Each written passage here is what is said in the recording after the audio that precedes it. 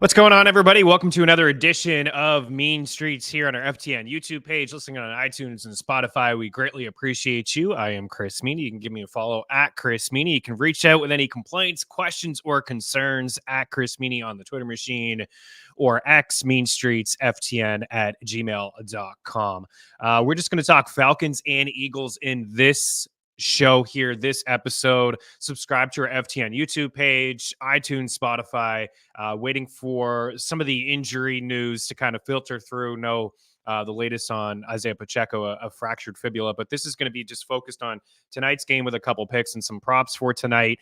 And I'll have another video later on talking about waiver wire rankings and some of these injuries and some of the takeaways from week 2. So let's just get into tonight. It is Eagles and Falcons, Battle of the Birds, home opener at the Length. This is the third straight year Kirk Cousins has played the Eagles for their home opener. He did it the last couple of years for Minnesota. 2 years ago was awful. He ran into Slay, threw a couple picks to Slay. Last year was the numbers are great. Like, he wasn't the reason they lost. He did not look good in week 1 at all. There was certainly some pressure on him from the Steelers defense, but it didn't look like he was comfortable in the pocket. There's a couple times where there really wasn't a lot of pressure and he forced to throw. And that Achilles, it's his plantar. That's that right plantar. And you could see when he's tossing, it just didn't look right.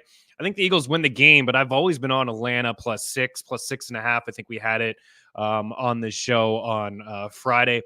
Now that number is gone with the AJ Brown news. He's not going to play tonight. I'm seeing on our prop shop parlay calculator, there are some 5.5s out there. Bet Rivers, Bet365, -110. That's the way that I would lean.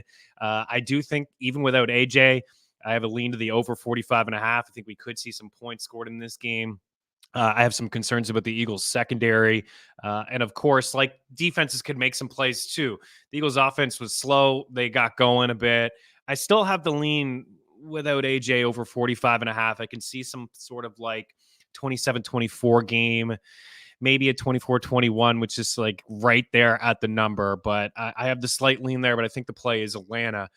Some of these props that I do have, some of the numbers are gone, but I just wanted to show you guys, like, if you're just loosely betting, all good. If you are serious about getting into this thing, reach out at Chris Meaney. We have Discord channels for all the sports. We talk bankroll management. We keep track of everything in terms of units and the pick tracker, the props, the teasers, the sides, the totals, the parlays, like money line. We keep track of everything from everybody.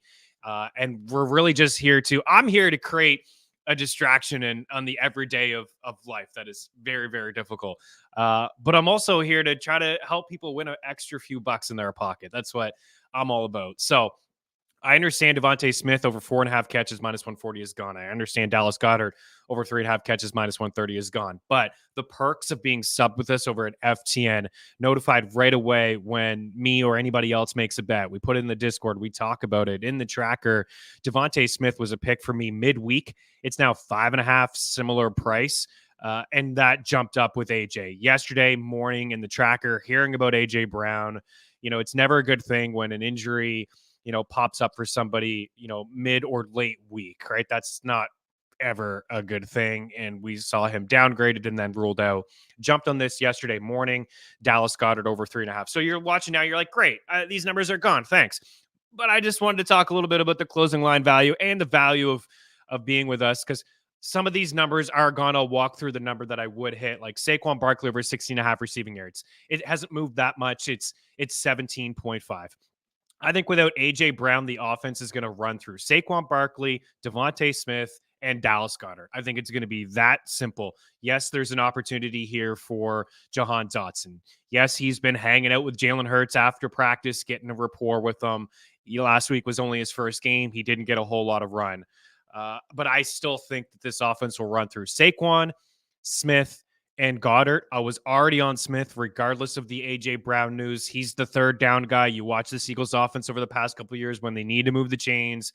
Devontae Smith is the guy for Jalen Hurts. He has been, the past 3 seasons. 3rd and 6, where's Devontae at? It really is that simple.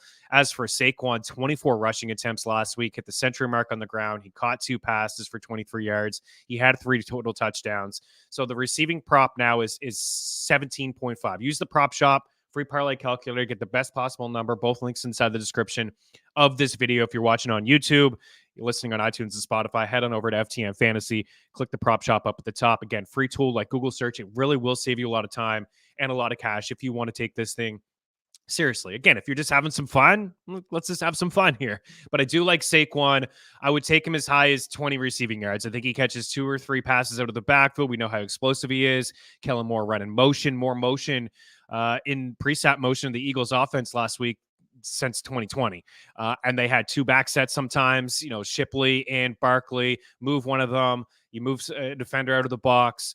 It's good to see. If you're an Eagles fan, it's certainly refreshing from what you saw last year.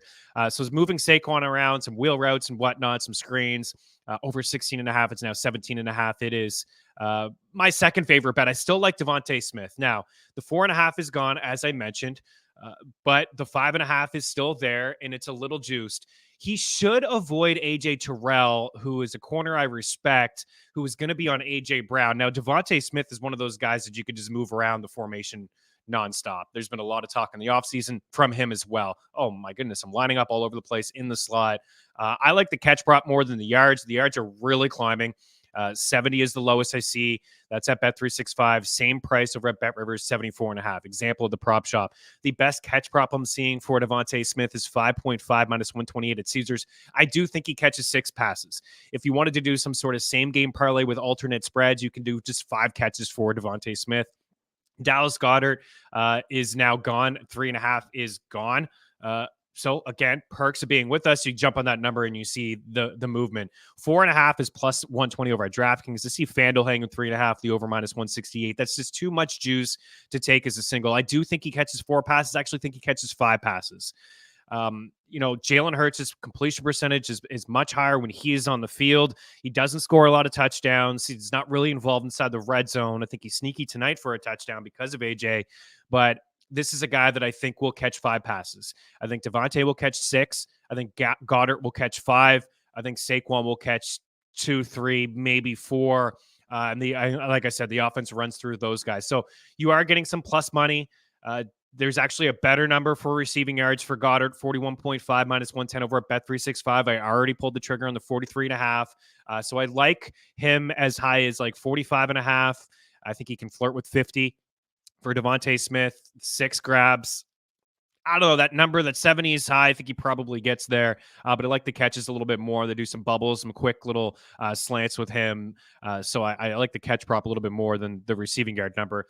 For Bijan Robinson, this number has changed. It's 30.5 now. I wouldn't take much over 30.5. I think he lives in maybe the low 30s for Bijan Robinson. I think the Eagles are going to be able to dial up some pressure. I think what they saw last week, kind of a copycat league, like let's get after Kirk Cousins and company. Bijan had 5 targets, 5 catches, and 43 receiving yards last week.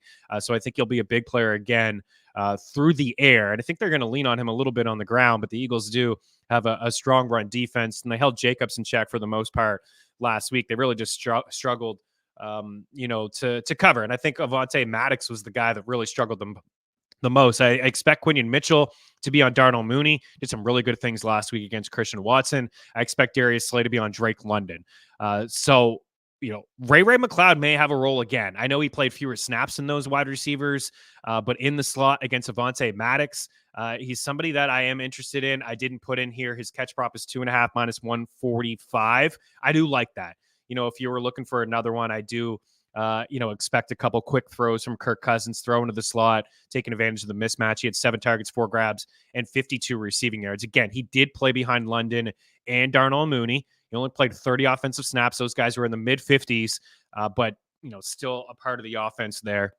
And I expect those corners to be on the other guys. So I would say Bijan out of the backfield catching some passes. Kyle Pitts here over 3.5 catches, minus 120. The Eagles have struggled against tight ends over the past couple of seasons, really.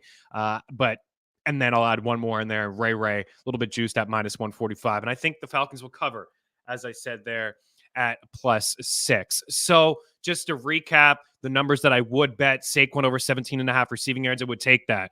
Devontae Smith over 5.5 catches, I would take that. If you're doing a same game parlay, you want to go a little bit conservative, you can go Devontae for 5 grabs, 50 plus receiving yards. Dallas Goedert, 4 grabs, maybe just go 25 plus receiving yards or 40 plus receiving yards.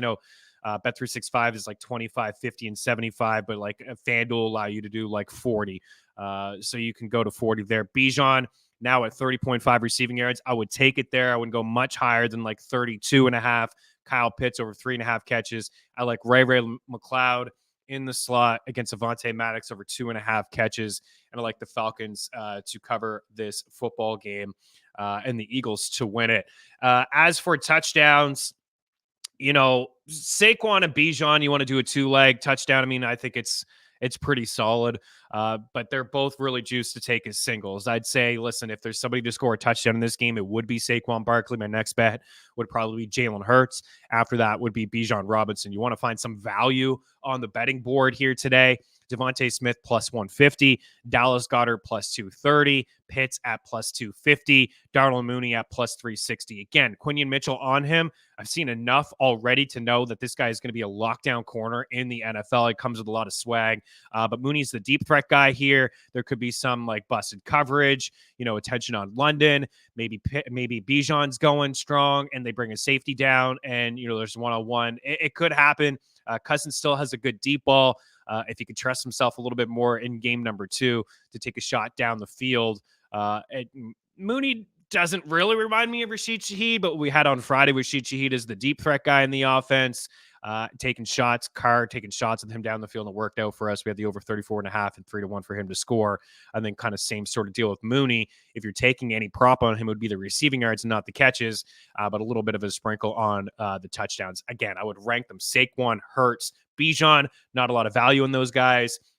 Smith, I think Goddard's going to have a good game. I think Goddard's going to be, especially if if Devontae Smith, they're moving him around and he's having success, Terrell may follow him a little bit, and that would open up things for Jahan Dotson.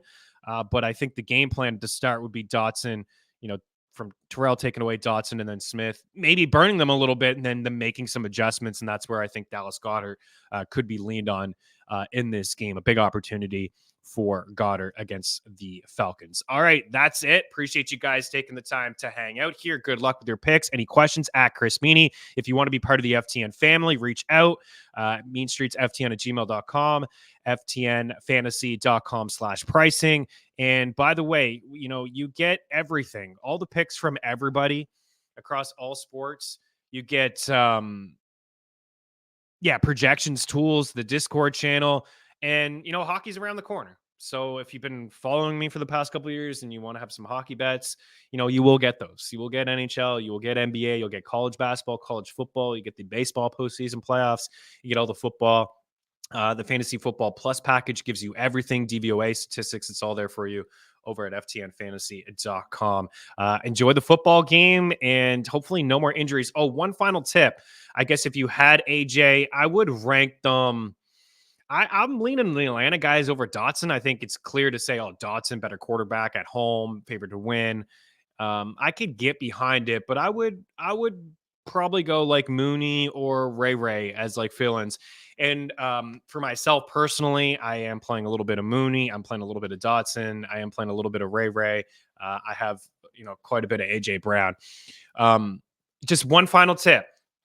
Try, if you can, to put the guys that are questionable on Sunday night, Monday night in the flex spot. So you could maybe pick up a running back. You just never know your situation. I think you just get more options if you can put in the flex. If you can, I understand you want a third running back in the flex. You already have them in there. But it's just a friendly reminder, a little tip to try to put that player that's questionable on the Monday night, the Sunday night, in that flex spot. So a little bit easier. There's more options for you. For example, Tyler Algier, maybe a touch or two from Kenneth Gainwell. It's not fantastic, but it's better than taking a 0 if you couldn't do Dodson or Ray or Mooney, and you're just looking at other wide receivers that really aren't going to do anything for you. Take the 0.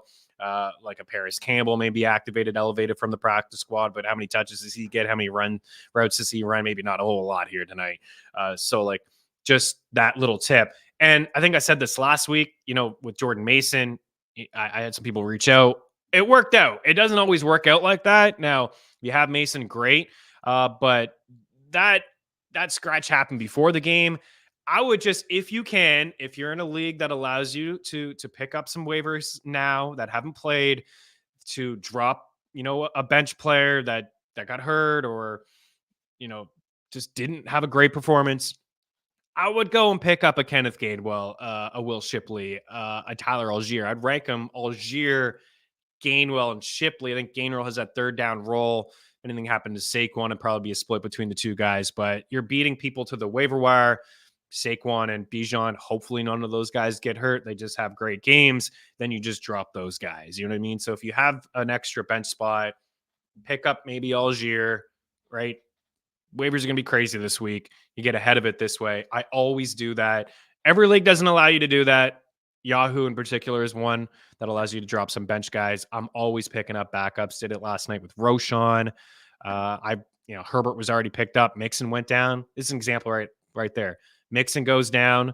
Maybe he misses a couple weeks. You picked up Herbert for free before the game. All of a sudden, you have Khalil Herbert on your roster. So keep that in mind for Sunday night and Monday night football games. And you could do it with wide receivers too. You could pick up, the backup wide receiver, like the fourth wide receiver, if anything happens. You beat everyone to the waiver wire. It doesn't always work out, but a little trick that sometimes has worked out. All right. Have a good one, guys. We'll talk to you soon. Cheers.